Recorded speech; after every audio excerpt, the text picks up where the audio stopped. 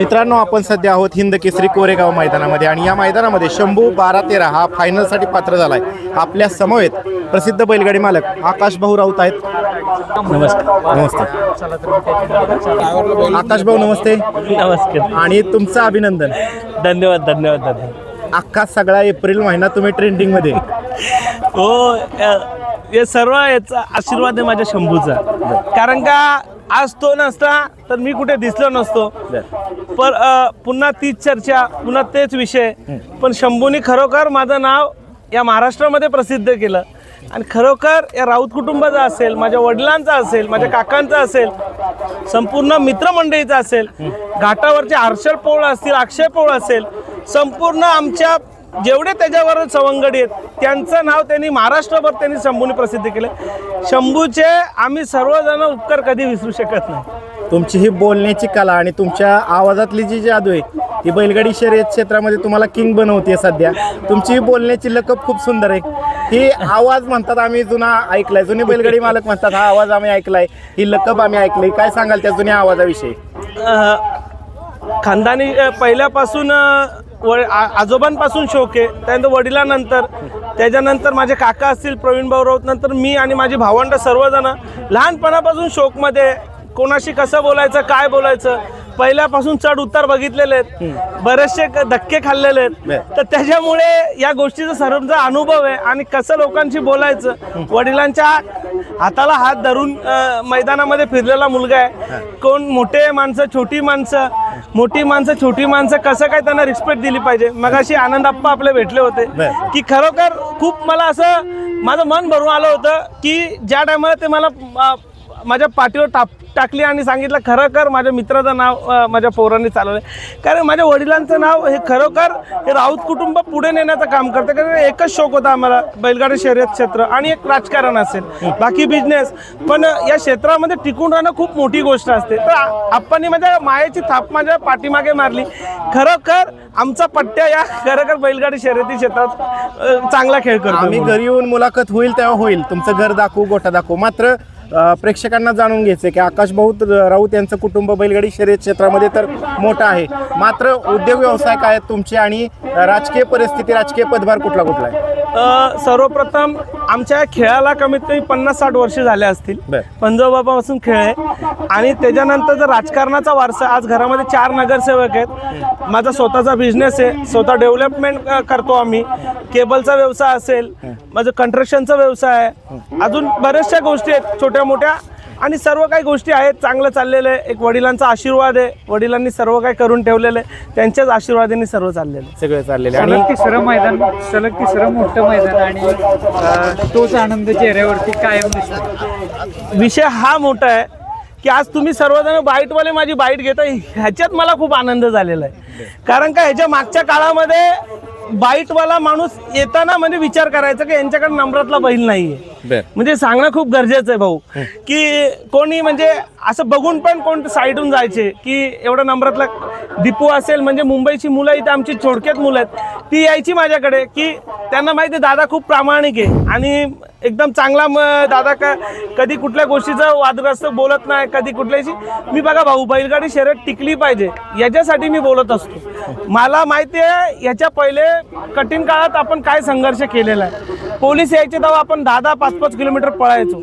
काय संघर्ष केलाय बैलगाडा मालकांनी, किती लोकांवर आपल्या मोठमोठ्या माणसांना गुन्हे दाखल झालेले आहेत। आणि खरोखर ह्या गोष्टीसाठी सर्व काही गोष्टी बैलगाडी शर्यत टिकली पाहिजे ह्याचा आमच्या ज्या संपूर्ण रायगड ठाणा कमिटी असेल, आमची पश्चिम महाराष्ट्राची कमिटी असेल, बैलगाडी शर्यत टिकली पाहिजे याच्यासाठी सर्वांचा आतोतंत प्रयत्न असतो। तुमच्या गाडीवरचे सारथी म्हणजे कुणाल दादा, त्यांच्याबद्दल काय सांगाल? कारण एकनिष्ठ जॉकी आहेत तुमचे म्हणावं लागतं। एकदम मनापासून आणि भावाप्रमाणे विचारा माझी गाडी हाकलतो आणि त्याचाच बैल आहे शंभू, त्याच्या हातावर पण खूप पळतो। मगाशी पोरं त्याला बरेचशी सांगत होती की असा हाकल तसा हाकल, मी त्याला एकही शब्द सांगितला नाही। मला माहिती आहे तो काय करणार आणि कशी हाकलणार, माझा खूप त्याच्यावर विश्वास आहे आणि एकदम तो स्वतःचा घरच्याप्रमाणे हाकलतो, तो मला सांगण्याची त्याला गरज नाही, माझ्यापेक्षा त्याला काळजी आहे। दादा, तुम्ही एक वाक्य वापरलं की ज्यावेळेस नंदी पळत नाही त्यावेळेस तुम्हाला काहीच किंमत नसते, काहीच किंमत नसते। ठीक आहे, पण आत्ताची एवढ्या महिन्याभरातली फिलिंग्स काय मीडियाच्या बाबतीत? खूप खूप फिलिंग.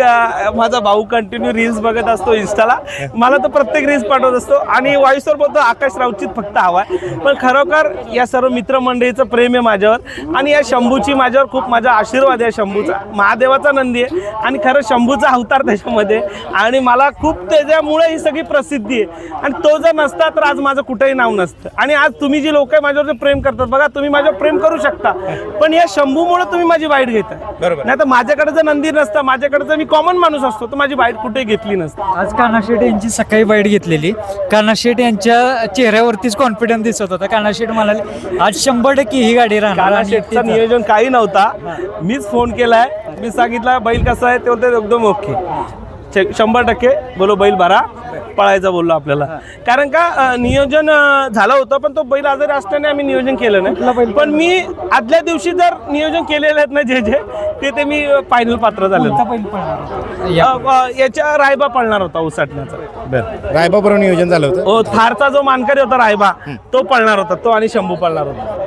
तर एकंदरीत काय झालं मग? एकंदरीत बैलाला काहीतरी प्रॉब्लेम झाल्यामुळे तो पैरा कॅन्सल झाला. बरं, आणि- पण आता ऐन टायमाला पैरा कुठला करायचा तर कानाशेठचा बैल सुद्धा टॉपला पळतो पण तो कोणाला दिसणार नाहीये बरं. सध्याच्या ह्याच्यामध्ये. पण एक मित्र म्हणून मित्राचा बैल जर नंबरातला असेल तर तो घरी बांधून ठेवणं चुकीचं आहे. मी जर दुसऱ्या बैलात पळालो आणि कुठेतरी मार खाणार, पुन्हा शंभूचे जे चाहते आहेत माझ्यावर नाराज होणार, मला ट्रोल करणार, मलाच बोलणार. पण त्यांच्या फॅनसाठी आणि त्याच्या प्रेक्षकांची त्याची यांच्यासाठी मी तो पैरा केला आणि आज फायनल पात्र झाले. सेमी संदर्भात काय सांगाल? सेमीला सुट्टी लागली गाडी, जबरदस्त स्पीड लागली गाडी. गटालाच सांगितलं होतं. आता थोडं 3 फेऱ्याचा अंदाज पहिल्यापासून आहे मला. पण मी खालून बघितल्यानंतर शंभूच्या काही केडी जर बघितल्यानंतर ना काही कुडीमध्ये तर खालून जे सुट्टीला गेला ना मी सांगतो की गाडी आज चांगलीच पळेल आणि गटालाच चांगली गाडी पळेल. ते बोला सेमी पात्र होणार आहे. आता बघू फायनलला. दादा फायनल झाल्यावर आम्हाला पळत यायला लागणार नाही ना बाईट घ्यायला? असा मी माणूस नाहीये. तुम्ही बोलतील तिथं मी येईन. तुम्हाला यायची गरज नाहीये. तुम्ही जिथं सांगतील तिथं मी येईन. कारण तुम्ही पण आनंद- येऊ नका, तुम्हाला त्रास करू नका. मला त्रास होऊ द्या पण तुम्हाला नका त्रास. आनंदाच्या भरात जी बाईट देताना ते बोलताना ते खूप भारी बोलतात. नाही खरोखर कसं असतं भाऊ, तुम्हाला सांगतो की आपण शर्यत जिंकू दे का हरू दे, आपण माणसं प्रामाणिकच राहिलो पाहिजे. आणि एकदम आम्ही प्रामाणिक माणसं आहेत. बघा, माणुसकी ही खूप मोठी गोष्ट आहे. गिव्ह रिस्पेक्ट टेक रिस्पेक्ट ही गोष्ट तुम्हाला जर माहिती आहे. आणि जर आज तुम्ही बघा माझी बाईट घेताय, मी जर ॲरोगन्समध्ये तुम्हाला काय बोललो, मी काय प्रश्न विचारले, काय ते उत्तर, तुम्ही माझी पुढच्या वेळेस बाईट नाही घेणार. तुम्ही काय सांगतील हा व्यक्ती वादग्रस्त बोलणार आहे, ह्याची बाईट घेऊन ही चर्चा होते भाऊ. तर आपल्याला बैलगाडी शर्यतीत टिकवायचं तर आपण चांगलंच बोललं पाहिजे. आजचे सगळे मैदानातले टॉपचे पैरे बघितले, काय वाटलं पैरे बघून? सर्वांचे टॉपचे आहेत आणि आमचा मेहरबान सुद्धा टॉपचा आहे. पण तो कुठेतरी दिसत नाही. तर बऱ्याचशा लोकांना खंत होती की शंभू आज सेमीला मार खाईल. प्रेक्षकांच्या मनातील जोडी पाहिली, मथुर आणि भुंगा, त्या जोडी संदर्भात काय सांगाल? ती मीच जोडून आणलेली गोष्ट आहे. मिलिंद शेठ असतील, आमचा राहुल शेठ असेल, माझा भाऊ आहे, 2 भाऊ आहेत, आम्ही 3 भाऊ आहेत. आज खरं त्यांना माहीत नसेल बहुतेक की शंभू सेमीला पात्र झालाय. 100% ते येतील. आणि एक आमची मित्रता खूप मोठी आहे आणि तिन्ही नंदी खूप टॉप पळतात. तर मित्रांचे सगळे आमच्या तिघांचे नंदी खूप टॉप पळतात. एकामेकामध्ये याच्यानंतर नंदी पळत राहतात. त्या दिवशी जे मैदान झालेलं त्यावेळेस राहुल दादा आणि तुम्ही एका जोट्यावर होता.